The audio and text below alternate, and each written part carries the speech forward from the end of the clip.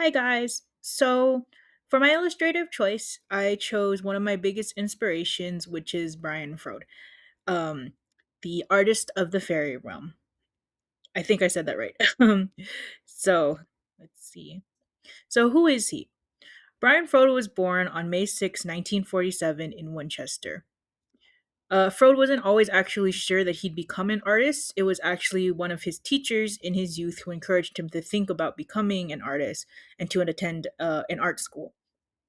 Eventually, Fro made up his mind and decided to attend the Maidstone College of Art and graduated in 1971 with first class honors in graphic design.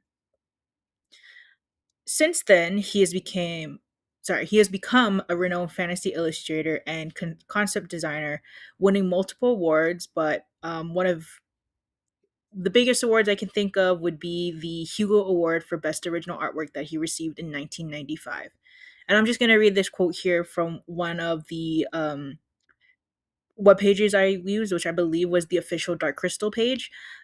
Brian Froud is considered the preeminent fairy artist of our generation, whose prolific body of art is recognized the world over. So, I'm going to talk about his work process here. He primarily works with acrylics, colored pencils, pastel, and inks, and uses them in multiple layers to create richly textured images. And although his work feels intuitive and magical, he approaches it with discipline.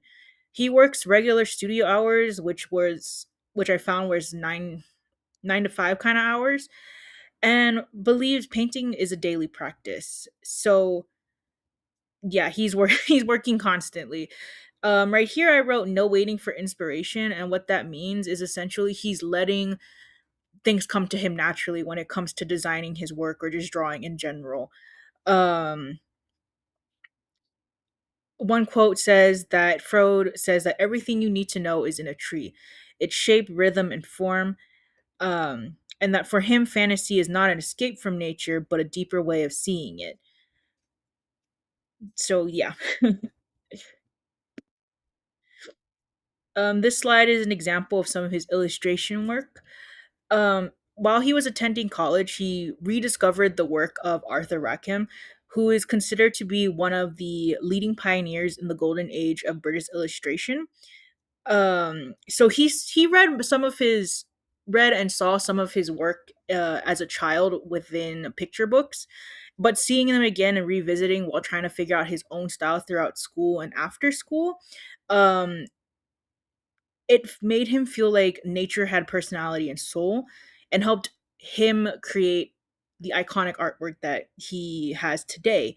He was also inspired by British, Greek, Druid, Celtic, and 15th century German folklore. And again, with that influence, as followed along by just nature in England or nature all around him wherever he would move, it helped create what would be later known and called the Freudian art style. With this work, he designed award-winning book jackets and magazine covers. And in 1975, to after he had been working for a professional illustration company, he moved away and lived with a fellow illustrator called Alan, not called, named Alan Lee. And with the moors that he lived around, he was inspired to create more fantasy work. And it was with Alan Lee that he created one of the best knowing illustration books for the fantasy genre, which is Fairies, published in 1978. Some of these here are actually works that you can find in the book or just his work in general. So as you can see, it has a lot of playful characterness in here. Um, you can see how it was very nature inspired, especially in the image here that has like the green image here with the face on the leaf. Um, let's see, and it has kind of like this nostalgic 1900s art style. So when people first saw his work in these illustration books, they actually thought that he was a artists from the early 1900s that were just recently rediscovered. So it actually surprised a lot of people that he was actually a pretty young illustrator who just adapted an art style from those inspirations. So let's see. With this art style, he actually managed to catch the attention of Jim Henson, which would later lead to him becoming a concept designer in the film The Dark Crystal. So during the this he created the basically the world. He brought a visual presentation to the architecture, the characters, the just the overall aesthetic of the movie or the film, sorry. So he approached it as if he were illustrating ancient mythology rather than just making creatures cute or cartoonish. Instead, they made him feel that they were ancient, textured, imperfect, and organic. And like most of his art styles, he drew inspiration for the Dark Crystal from European folklore, medieval imagery, and nature. So because of this and the success in Jim Henson's eyes, he was later on to be invited in another film, which was The Labyrinth in 1986. So same thing, he helped create the world, but unlike the Dark Crystal, the Labyrinth required something more playful and lighter. So Froed kind of balanced his art style with more humorous things. And with his philosophy that fairies exist betwixt and between, is visible throughout the film. The labyrinth is a liminal space between childhood and adulthood, reality and imagination, and the creatures are not purely good or evil. They are chaotic, emotional, and deeply connected to folklore traditions. So you can see here, and this is something I want to do as well, but just the multiple layers of his concept work, for characters, for things like that doorknob that you can see in the image on the left. He even goes into showing detail in patterns that he helps create for the characters.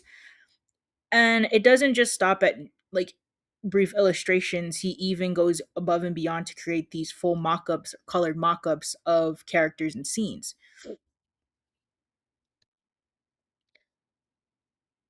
I just wanted to share this last bit, but this is his family. It was actually on the production of The Dark Crystal where he met his wife, Wendy, who is also another artist I look up to and has helped him further develop his art style. She's basically the person who managed to help create his concept designs into 3D figures. So she mostly works with puppetry, and surprisingly enough, she also had a very artistic childhood. Um, and this is their son that you can see on their bottom, Toby Frode. He's actually the little baby from the labyrinth, and in the middle or the left image here, this is him and between his parents here. So just like his parents, he also creates illustrations, but mostly takes after his mother by creating puppets and holds puppet workshops, I believe. So, and I think his most recent thing that he helped create was he became the concept designer for or helped with the concept designing for the Dark Crystal Age of Resistance. And then I just wanted to end it with this quote here where Brian Froud says, "After years of painting fairies, I'm often asked if I believe in them. The best answer I can give is that I don't have much of a choice in whether I believe in them or not, for they seem to insist on my painting them." So yeah.